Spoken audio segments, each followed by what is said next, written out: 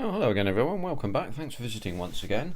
So you join me today for the final video on the Fokke Wulf FW190, this quite well celebrated Hasegawa model, and I promised you a surprise at the end of it, and this being the final video, here is the surprise, and that is that I've actually completed this model in the livery of the Royal Air Force.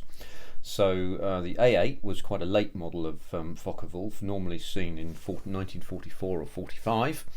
So I've used the Air Ministry instructions for those 2 years and painted this in ocean grey and dark green, and applied the correct colouring for the experimental or prototype aircraft. So if an aircraft was captured, which I'm pretending this one was, then you would see the very distinctive P on the side. That P stands for prototype, in a circle behind the fuselage roundel. Normally there would be a number here, but I'm not going to put one on because the only A8 that was captured was actually a two-seater version, which was used as a fast transport, so that won't be. And the other thing that was distinctive about them is that, I have to be careful with the pitot head, is that the undersides were yellow as well. So this was to distinguish them from other aircraft, because as you will probably know, the Royal Observer Corps frequently frequently recognised aircraft by their shape, so the silhouette they cast, so since the silhouette of an FW190 was quite distinctive, it was quite easy to recognise. So what we will do is I will very carefully whip off some of these masks so we can begin to see the final look. I'm also going to take this canopy off as well, so we'll need a knife for that, because I'm going to put the canopy open. That's going to be posed in the open position. So let's get at that if we can. In terms of problems, there weren't really any, apart from I keep knocking the bloody pitot head off, but then I don't suppose I'm any different from anybody else from that point of view. I think in future what I'm going to do is to leave these damn things off until the very last minute that I possibly can, and then put them in with some super glue right at the end or something like that, because otherwise I'm just forever knocking the bloody things off. It was the same with this moraine antenna as well, which was a confounded nuisance all the way through. So as you could see, I was using my special box, and the only other minor issue that I've had is with the starboard undercarriage leg, which I think got broken, so I have to rest this really very gently onto its wheels after that fashion, so that I can actually do anything at all. So I need a cocktail stick, only one, not several. So I've got these are bamboo cocktail sticks you get from the shop. I think they're reasonably good for the job. So what I'll do is very carefully pick this up. The only problem, as I say, you have with this is the undercarriage is plastic. It's really pretty weak, to be honest with you. I don't think it would. It's not good anyway. Let's put it like that. So I have to find a way of holding this so that I can actually do this job. So let's see if we can have this away. Maybe we can. I'm hopeful that we can, without doing any damage. Ah, here we go, look. Just gently pull it away, and there we are.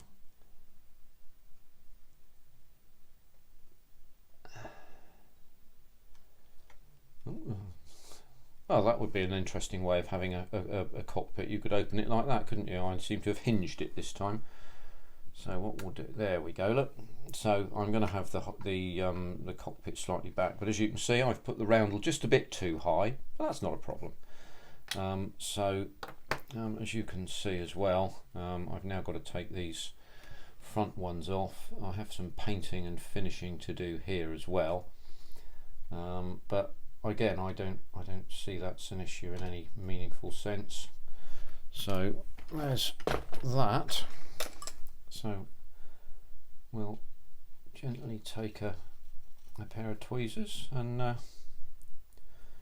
remove that. I'll put that over there. I feel like Peter Oxley with a glove on here, but there you are. Hello Peter, hope you're alright. I've not had a chance to visit your ruminations on the internet recently, and I know it's been, what is it, Matchbox March or something like that, wasn't it? I wonder if it's going to be Atalieri April or something. I don't know. Who knows?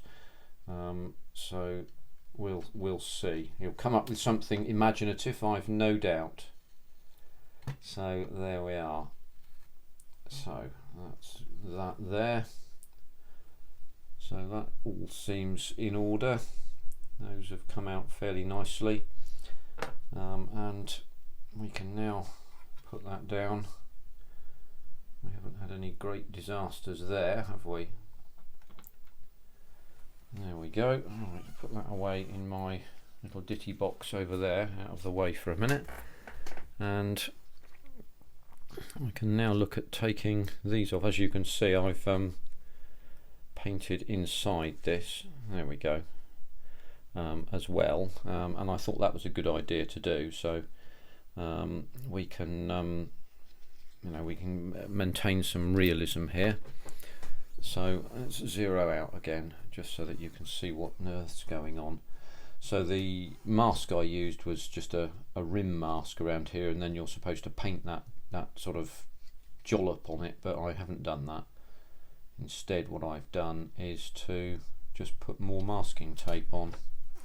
And if paint goes through the masking tape, you can just use a stick to rub that off with no trouble at all.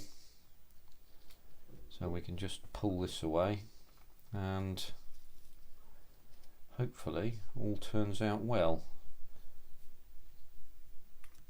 And these have been down for a little while, these masks, so hopefully we don't have any ill effects from that, but I don't think that's going to be too much of an issue. These panels were not absolutely, clear anyway, and anybody who's seen these things in museums know that they get cloudy with age anyway. So it's no biggie if they're not quite clear and absolutely ship shape and Bristol fashion, as it were. Put that there, and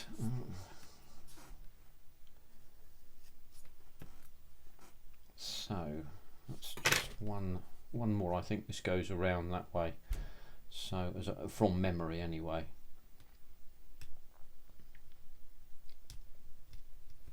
So I don't recall. I don't think did I have an internal mask for this? I don't think I did actually, or maybe I did. I can't remember.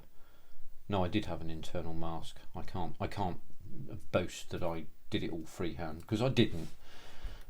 Is the truth of it. So there we go. So there we go. Right, now I'll just have a quick scrape away of this glue here.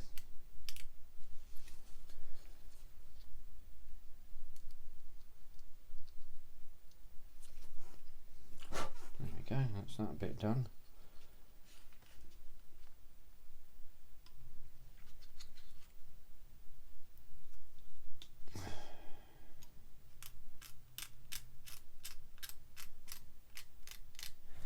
Just not quite on camera then, was I?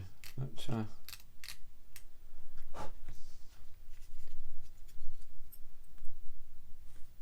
just to give this a bit of a scrape. The glue is fairly flexible anyway, so one can should be able to get this off anyway. There you go, all comes off in one piece pretty much.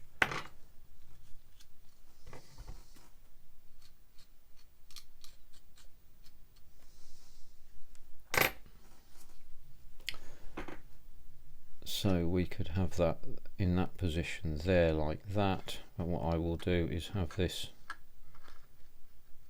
slightly open, probably to that level, because that was about the level of openness that it would have been, and then I'll glue it in that position there, and then I can run a little piece of wire down there for the aerial, and it's ready for the for testing by the RAE at that stage, or it has been tested, shall we say, by the Royal Aeronautical Association at that stage.